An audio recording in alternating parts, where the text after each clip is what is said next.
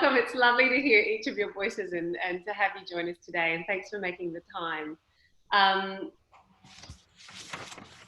What we'll do, I think, is we're going to move a little bit between Elsa and Christina and I chatting about the course that is starting in June. But also we'd love your input along the way, so plenty of time for questions and things. What I'd ask at this stage is if you mute your microphones. It just helps with feedback and things as we go through the call. And then as you feel called to speak, then please unmute as you'd like to ask a question or contribute along the way. Today we are going to move through, I guess, our intention and our thoughts behind the course. So we're going to talk a little bit about who we are and our impulse in creating the first time that we have offered this course at Metavision. We're going to cover, I guess, the context and the gesture or the nation about how it's going to run and where and how we're meeting, and the learning arc that participants will go through, as well as any kind of expected outcomes and applications of the learning. And we'll also have plenty of time for questions as we go as well. So we might start with some introductions. Christina, did you want to start and say a little bit about who you are? Yes. Well, I'm Christina Nielsen in Bowral, and the founder of the Metavision Institute. The Metavision Institute has been running now, operating and offering courses for about 18 years.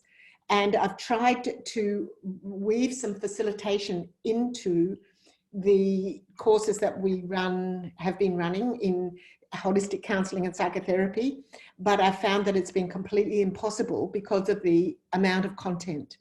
So for many years, I've recognized the need and felt the gap in taking the work that we've done already at Metavision further and make it applicable to a wider field, because the training that we do does offer a wonderful foundation. However, if you, in doing the course, you don't need to, the facilitation training, you don't need to have done the Metavision counseling and psychotherapy. So,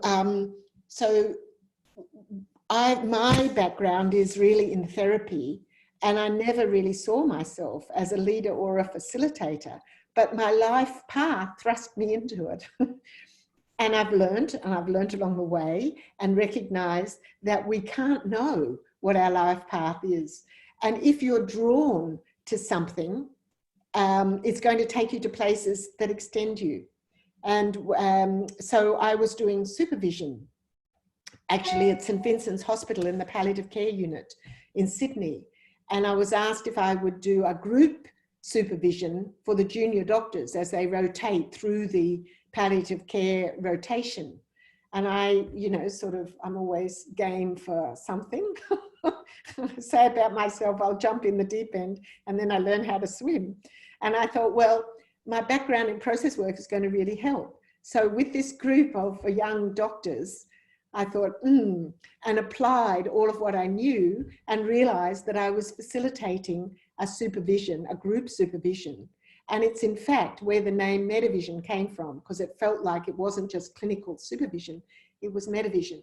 So I'm very excited about bringing this sort of facilitation into the Metavision umbrella so that people can take the work out in very many different ways into different places that may well be unexpected. So there we are. I'll hand over. Elsa, would you like to? Thank you, Christina. So I am part of Metavision as well. I teach there, and I am excited about this course because more and more my background's in process-oriented psychology. So I initially was brought to the work because I loved groups, and then I became fascinated with individuals. And more I see it all as facilitation, that working with an individual, there's so many roles alive in a person and in a relationship and then in a group. And my work in the more recent years has been around networks. So I love what process-oriented facilitation brings, and I love the complexity and creativity of large-scale collaboration and how we work with different stakeholders to collaborate on a shared purpose. So, and I feel that process work brings a lot to that, as does having a holistic perception. And this training will kind of bring a lot of what Metavision offers and then orient that to groups in a very practical but creative and exciting way. So I'm looking forward to being on this journey. Sarah. Oh, and I'm in Portland, Oregon. So I'm in the US. Thanks, Elsa. Yeah, my link with Metavision began when I became a student of Metavision many years ago, and did the psychotherapy training through Metavision. And I had been drawn to psychotherapy training through having worked with groups. So I have a background, which feels like another life ago, but I have a background in theatre and arts. So I was creating theatre and working a lot with young people and teaching drama, and was very interested in how that creative process actually started to shift things within the people that I was working with and within myself.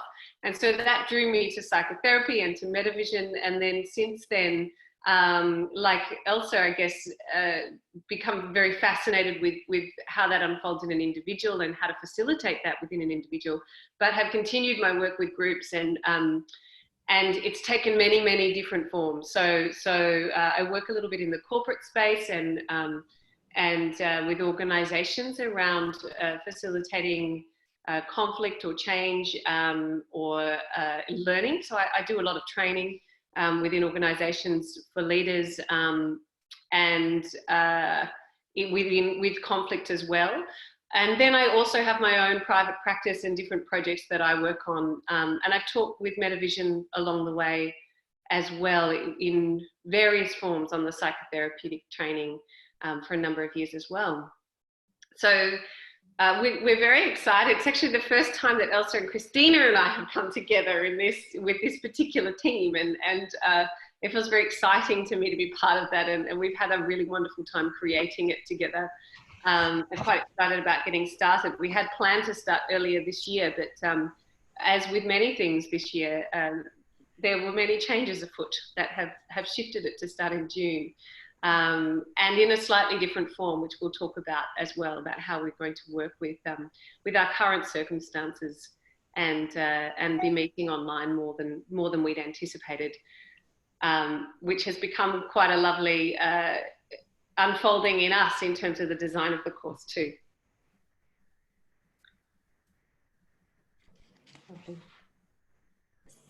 So we'd love to hear from you. Sarah, I'm looking at you, that it's maybe a moment to hear about what is bringing you to this session today. And if you could type in the chat box. Or speak it out, whatever feels better for you. If you wanted something you were hoping to get from today, or a question you have. And what sort of facilitation, people are looking for, is that right? Yeah. Or what kind of facilitation you're actually involved in already. So what would you like to get from the session, and also what is it about facilitation that you might be holding questions around? Can I start? Yes. Is that okay? Yes. Yeah, okay. So I have been basically following Metavision's work, and I have been planning to get involved for a long time. However, circumstances prevented it until now. And I thought that this would be a really great opportunity to get started in the work, especially with facilitation, because I am involved in the creation of and development of an eco village here at Butterwick. We are called Shepherd's Ground, and it's a village and farm initiative. It was created to renew rural life here in Australia, and we have at the moment 22 families sharing about 270 acres of land, and we are creating a small village clustered home housing, and the rest of the land saved for farming, mainly biodynamic or regenerative farming. So that's just in a nutshell what the project is about. And since we are a group of people with a lot of goodwill and a lot of warm heart, we still come to places in our projects where we find it difficult to move forward. We did have some process work, facilitation and mediation help here at certain times, and which I found fascinating and very, very helpful, and helped us move forward. And as all depends on the way we step into the upskill, so to speak. I am originally I am a teacher. I used to teach English as a second language to international students for the last 18-20 years. Originally I'm from Hungary, and been here in Australia for about 32 years, and I would love to bring just upskill so we can move forward and create things in the world that are really truly Erica, I'm hearing you. I'm hearing you. It's cutting out a bit. So that's what I'm It's cutting out a bit with what you're sharing. hoping to get out of the course and see from this session. Beautiful. If it can. Thank you. I'm looking for. I don't know if you could hear me. Thank you so much for sharing that. I wonder how much. So I think, did you get the gist of?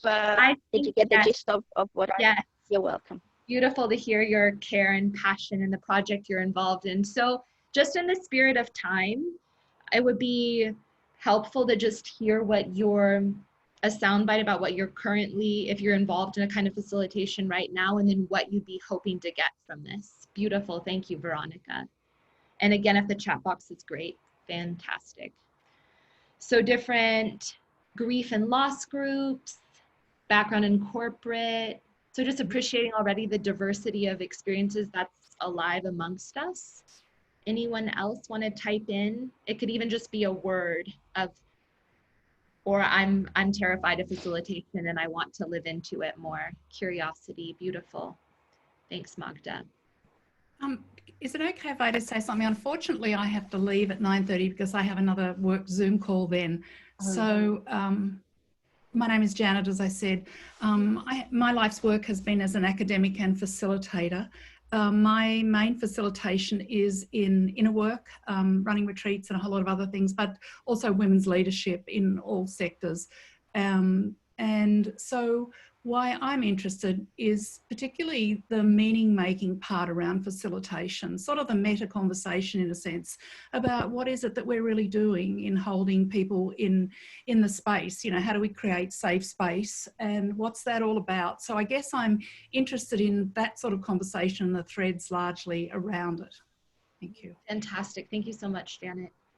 So Janet, could I say, if you have to go, we will be recording this session, and we will be making it available so you can listen to the parts you miss. I'd really like that. Thank you very much for that generous offer, and apologies again. It's a pre-existing work meeting I have to go to. Thank you. And if you feel you'd like further conversation, please get in touch with me.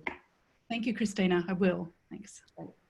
So, okay, great. Thank you, Kim and Darlene. So maybe it's a moment to just, I mean, this is all here to be with this and to speak to the gesture of the course and what kind of the call for facilitation. And I can speak for me. Yeah. First of all, from students at Metavision, that there was a request more and more for facilitation. And thank you, Lou. It's great to see that. Yep, different ways to be with this work. A request to be able to run groups, and a lot of students and even practitioners here in Portland who I engage with are orienting more towards working with groups of people rather than just working one-on-one to have a greater impact. So that was one. And then I don't know how it is for you all currently, but in the US right now around COVID specifically, there's such a diversity of perspectives in every context, including my family and my friend group. So more and more, I could probably have said this back in the fall, which was your spring, about climate change or other topics or politics, but it's just again and again that ability to have conversations where there are different viewpoints and there's a need to sense make and find a way forward. And also how we work with boards or how we work in corporate space and how we navigate and connect people with what's possible. So this is just one perspective I'm bringing. Sarah, Christine, I don't know, do you have something to bring in to that point? The call to facilitation? On facilitation, yes. Well, I think the skills that we're working with and building on make it possible to go into any circumstance that calls for facilitation, and you can start to work with it. That's what I love about this, and that's what has got me through. And I've had to develop my skills along the way in developing Metavision, but it's seeing that in this time, we're really needing a lot of facilitation that is allowing a new way of being to come in and help people connect in a disconnected world, help people form communities and link and recognize the qualities that are needed and how to bring those into groups and into conflicts and into tension spaces. That's what I love about this work. Mm-hmm.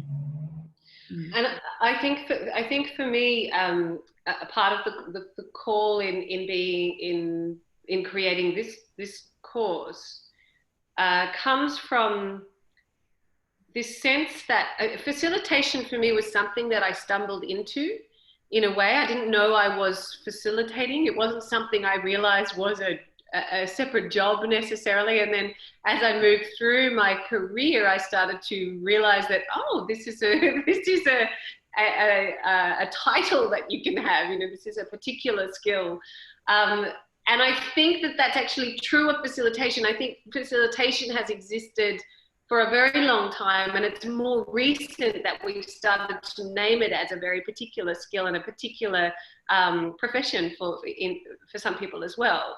And I think at the same time, for me, I noticed the heating up of things that are happening in the world, politically and in our communities, and quite literally with climate change as well, and the ecological crisis that we're in and experiencing, and so all of those things are very alive for me and a part of my call in coming to teach facilitation as a particular skill that at this particular time I think is needed in terms of our development in our sophistication in how we come together as groups and how we might work with groups and communities as we move through what are really uncertain times right now, but also stretching into the future as well. Could I just add one thing too? Because I think facilitation, we think we're here facilitating a group. We're also, a big part of this is also learning about our own inner world and how that interacts with any group that we're facilitating. So it's the facilitation of the inner self, as well as the developing tools and skills for working with others in a hugely diverse range of ways. Mm. Great. I feel like that leads us in quite nicely, Elsa, to that we're going to do a little brief exercise, but I wanted to check in with you whether you had anything else. Well, just to say that, so I was resonating with both of what you have said already, and remembering for me that I also stumbled into this path, and that one part of this program is that we will be providing frameworks and maps and inner work practices, and we'll also be going into the practicalities, which I can say I wish that I had learned more in my training of the nuts and bolts of facilitation and how to really make it happen in a practical, grounded way. So it's going to bridge the theoretical with the practical. So I was just inspired by what you said, Sarah. Back to you. Thanks, Elsa. We're going to take just a couple of minutes to a very brief, what we call an inner work exercise. Some of you may be familiar with that term and others less so. What it means is, I guess, just taking a moment to personally reflect. And what we'd love to do is offer you the opportunity to explore that call in you. What is it about facilitation? And whether you know a lot about it or a little about it, what is it that that is drawing you to the call this morning and sort of it sparked your interest in developing skills in facilitation? So just take a moment and look. If you would like to keep your video on, you're welcome to, but also because we are going to be doing a little bit of reflective work, for some people it feels more comfortable to turn the video off for this. It's absolutely up to you which you feel more comfortable with. The invitation is there for both. So take a little moment just to check in with your everyday self and just drop into your body a little, drop into the particular setting that you're in at the moment, this particular place on earth, the chair you're sitting in, sense of your body, anything you notice in terms of how you're feeling, or sensations or sounds, tastes, smells, just tuning in.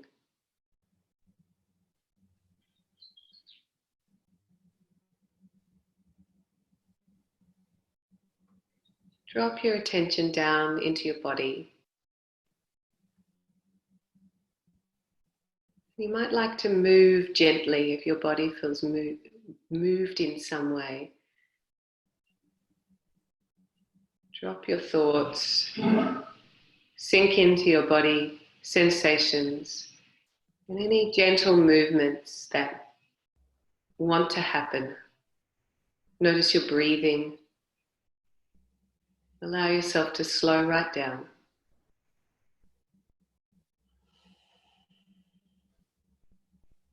And once you've settled yourself a little, just bring to mind a place in nature that's been calling you recently. A place in nature that you'd like to just spend a few moments today visiting in yourself. I guess a lot of us are feeling fairly shut in at the moment, and some of us have access to nature and others of us not so much. So here's a little opportunity to tune in with where in nature has been calling you, and imagine going there. Imagine going there right now. Take a few moments and look around that particular place. Feel the atmosphere of that place in your body. Notice any sounds and smells. Notice how the light falls on the landscape there. Give yourself a moment just to enjoy that place in nature.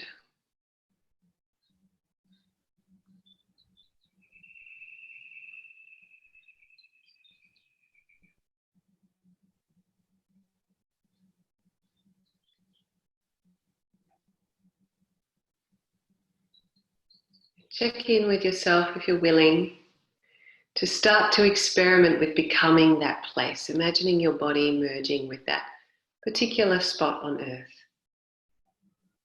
To step inside of it and take on the nature of that earth spot as yourself, as your body. To start to feel the qualities of that place inside your own body, inside your own experience.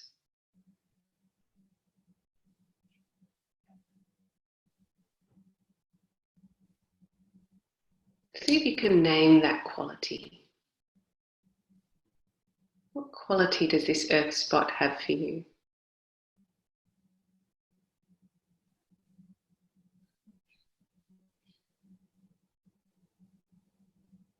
What's it like to be this place? What quality comes alive in you as you allow yourself to spend some time there?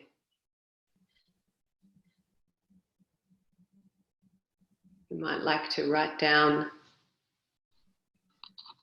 make note of that particular quality and how that quality might move you as a facilitator in the world. Or where that quality might be helpful for you when you come to groups, when you come to facilitation.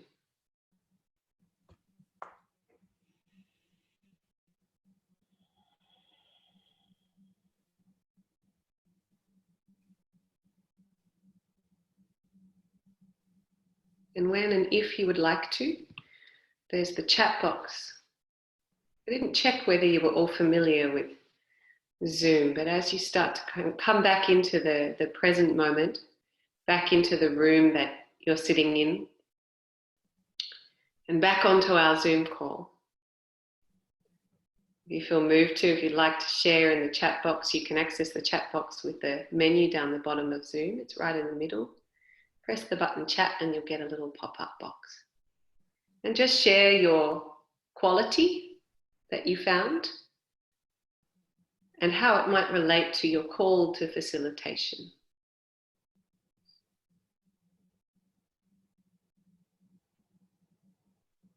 If it's not clear to you yet, that's okay as well.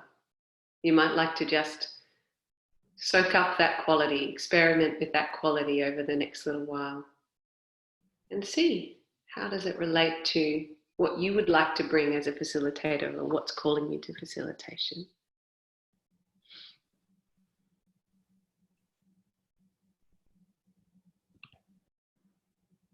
And coming back and joining us again.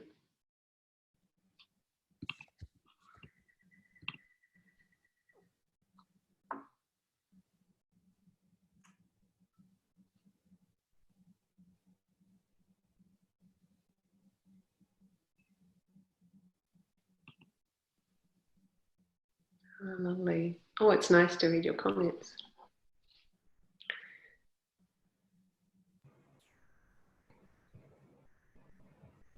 So grounded and connected, heart-centered, holding spaces for possibility, embracing warmth, connection, choices.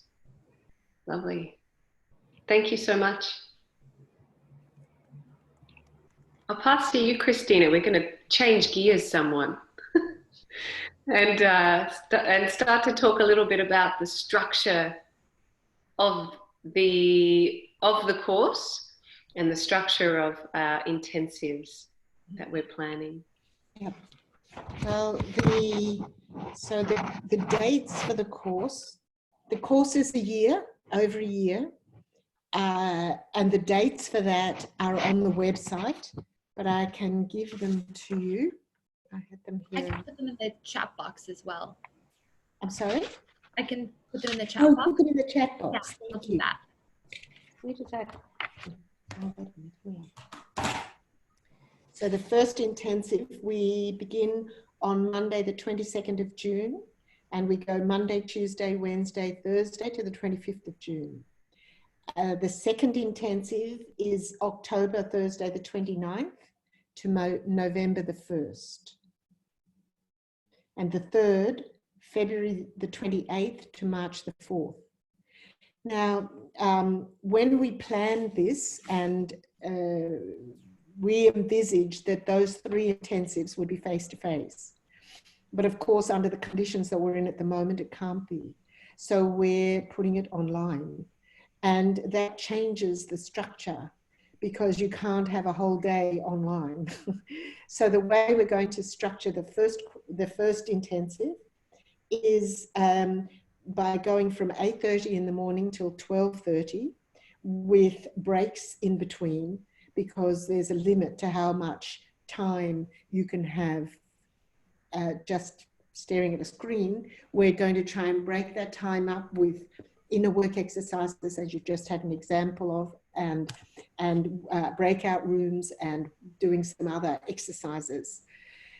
Now, because this then becomes a shorter time that we're together, it will be followed up by fortnightly meetings for 2 to 3 hours each on Friday, the 10th of July, the 24th of July, and or 3 hours actually, and August the 7th. So that's July 10th, July 24th, and August 7th. These are Friday mornings. We will also follow up with further Zoom sessions between this time and the next intensive. We'll set you up with learning tasks. We have a LMS, a Moodle, our online learning platform, where there'll be information, learning materials, and resources. We'll also set you up with study buddies that you can work with so that you're not going to be just on your own. There's a project that you will be participating in, that you will set up and participate in and start doing your own facilitation. We'd like you to be able to take the material that you're learning in each intensive out into your own life and start to apply it and bring it back. And in that time, there'll be mentor coaching sessions, 3 in the year. We'll have a group of students where that happens. Also, as facilitators ourselves here, we'll be available for contact in a reasonable manner. We have mentor coaching sessions and group classes and learning labs, 6 of them. And there'll be home study set up for you. There'll be, and there's constantly a mix of inner work and practical application and reflection back on what's happening in the practical application to what you're learning in the environments that you're in. Now, the course will be accredited and recognized by PACFA for professional development. There's no accrediting body for facilitation as such yet. It's a sort of developing area. But it is a very good source of professional development points for those of you who have needing those, which any professional person usually does. Are there any questions about that? Unmute and speak up if so. Otherwise, we'll move on. Christina, how many points or hours would it contribute? Well, professional development is usually counted by the number of hours that you're engaged. So we will be, I mean, I'm not sure exactly how many hours we will be engaged, but it's quite a lot, certainly more than a year's worth. And with it stretching, I don't know exactly what PACFA's, when PACFA's PD goes from. Do you? Does anyone? Is it from a financial year or an academic year? Financial year. Is it? Oh. Yeah, this year it's also changed slightly. So because there's an acknowledgement, it's very difficult for people to fulfill their professional development in our current circumstances. They've extended, I think, till the end of the year from memory, but you need to go onto the PACFA website to check. But it goes financial year, with this year being the exception, that if you haven't completed it by the end of June, then I think you've got till December or so to complete your previous financial. That might mean that you'd be able to make this course straddle 2 years. Exactly. I was hoping, because we are doing it in June, so it'll fall into this year if it's a financial year, and then the next 2 intensives will fall into the next year. So that's helpful. Any other questions? So how does that break down with hours for PACFA for PD? Well, I can't remember exactly all of the different, off the top of my head, what PACFA requires, but it's usually around 20 hours of, or is it? I'm not a member of PACFA myself. My membership is elsewhere. It's it will. I don't know the exact number of hours on the breakdown. I think check with what PACFA has on their website and in terms of your own records of it on the portal. But what I would say quite confidently is that this course would meet the professional development requirements for a psychotherapist or counsellor who was a member of PACFA for a year. And an intensive should give you a year's worth. Yeah. Because there's diversity in it. And so you should be able to get enough professional development points from this training for if it's from the financial year, scanning 2 years. Okay. Sarah, do you want to move on to the learning arc? I was going to talk a little bit about the learning arc. Yeah, so I'll just speak about the learning arc more. Christina went into the nuts and bolts. So the kind of cadence of the program is that we'll begin with giving you some maps and frameworks, kind of orienting ourselves as facilitators. And then from there, we'll be looking at how we are in the role and the skills that come with that. So some inner work practices, some ways of tracking and mapping information in a group. And then already in that intensive, so there's going to be this overall rhythm of input and theory and framework, and then a lot of time to land it and apply it and then bring it back and reflect and learn together. So there'll be feedback loops built in. So when Christina was speaking to a project, that's a way for you to really live into the learning and reflect and come back. And the peer groups and the Zooms are spaces that support your learning to go deeper between the intensives. So once we have that orientation, the mapping will be going into applying these approaches to skills and groups, both in the intensive context and also supporting you if you have a curiosity about running a group of your own, or as Erica spoke to and many of you spoke to, areas where you'd like to start bringing facilitation, just start doing that while you're in the program. So we'll get into that pretty early on. And that builds into a project.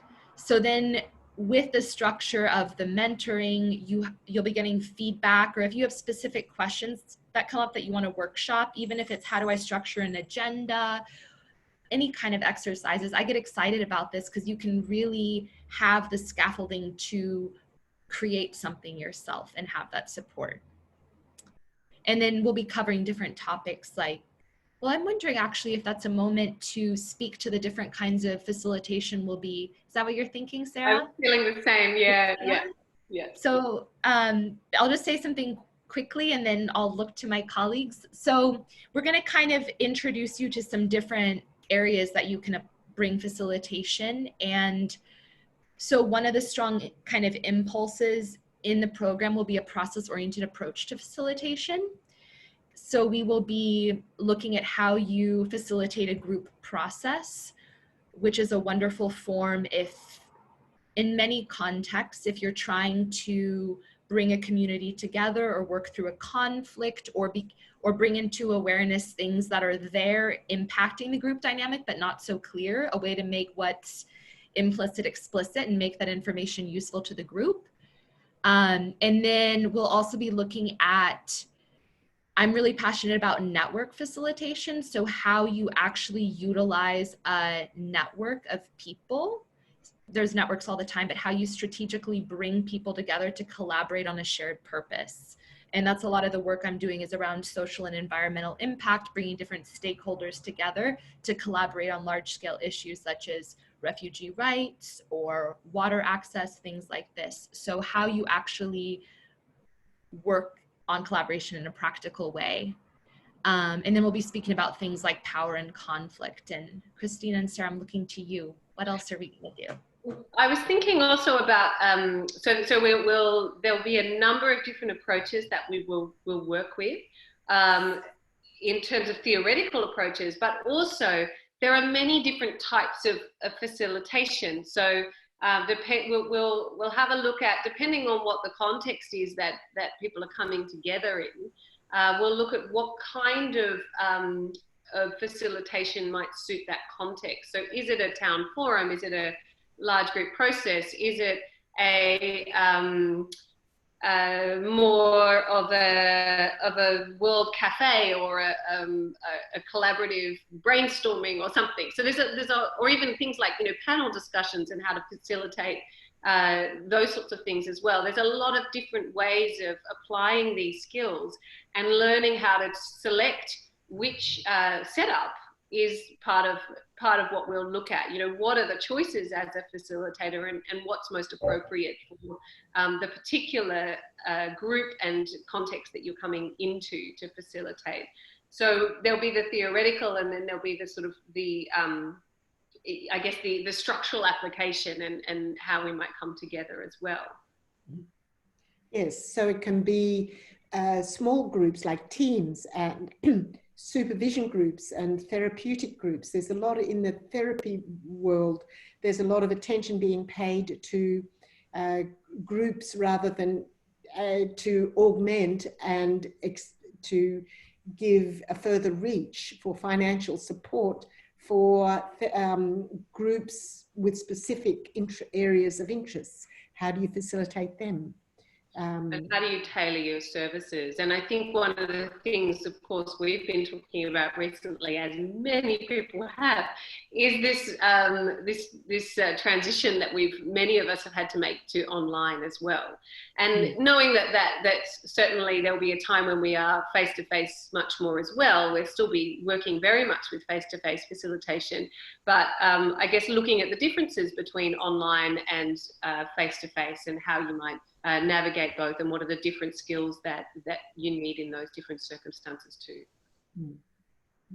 And the skills from that Arnold Mindell has developed through his understanding of deep democracy in looking at levels of awareness, how fields affect a group, how power issues and play in, and how conflict is very often present, and how can you work with that in ways that are constructive, that are not necessarily just aimed at having an outcome, but a real process that is a part not only of the conflict that might live between two people, but is actually also in the field.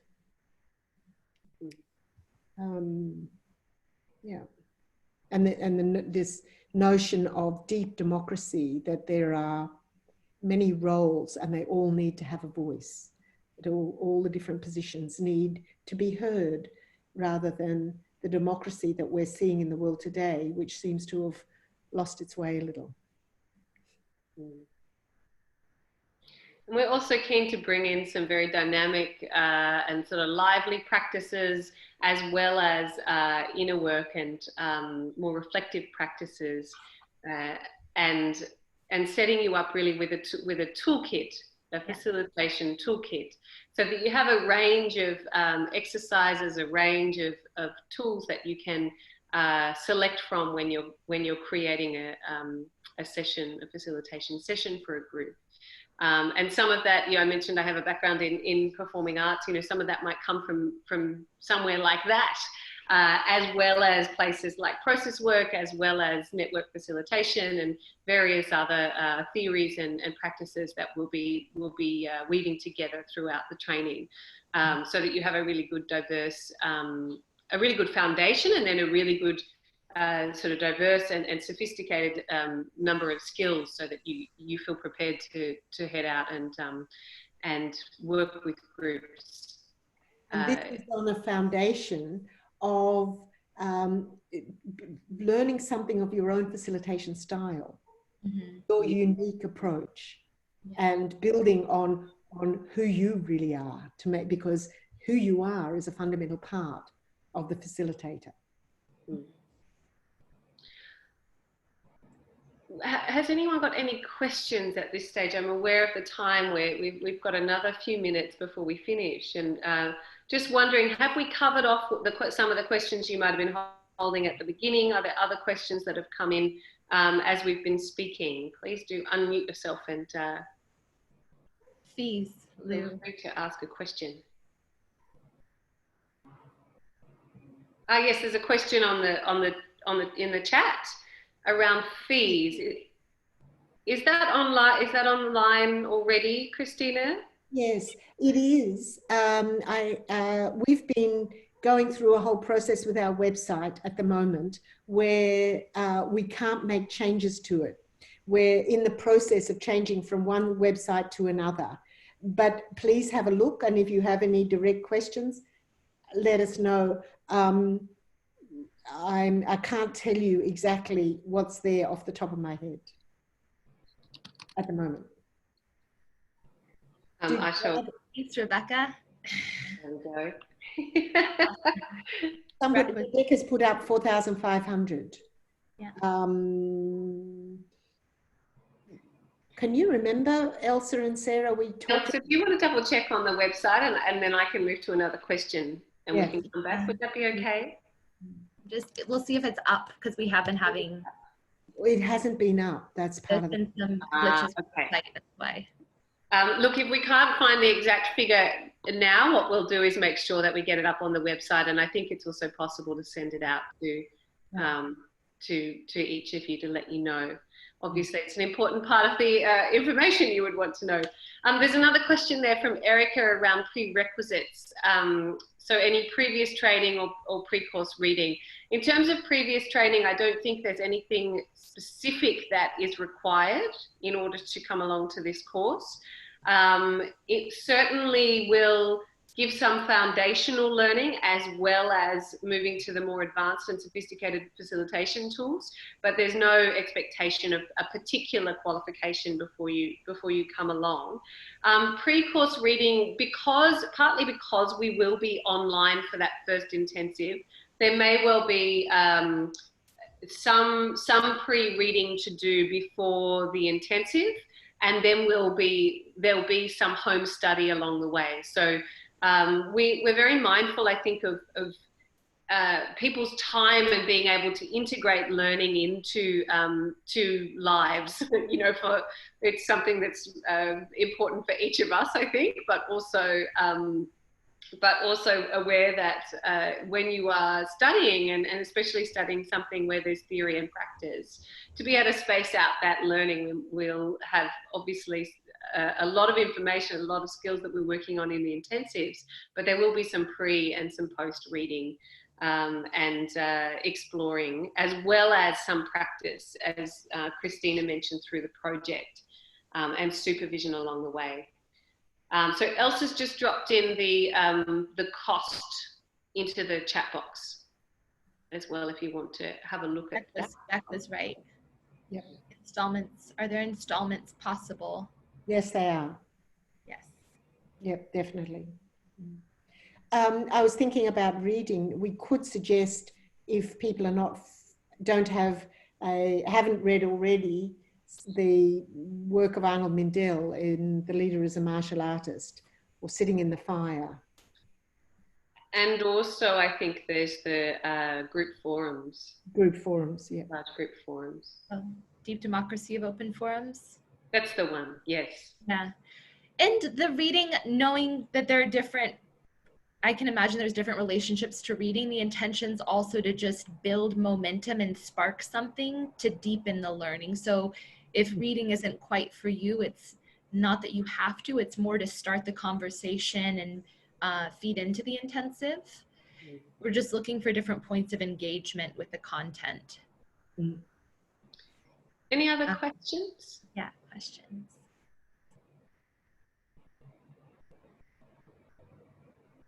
I've got a question. You've mentioned Mindell, but who are the other sort of people you would mainly be focusing on that you're drawing from? I'm thinking of people like Joanna Macy. Yes. Also, I'm looking at you, but I mean, I'm roughly acquainted with Joanna Macy's work. I can't say I'm trained and a practitioner of it.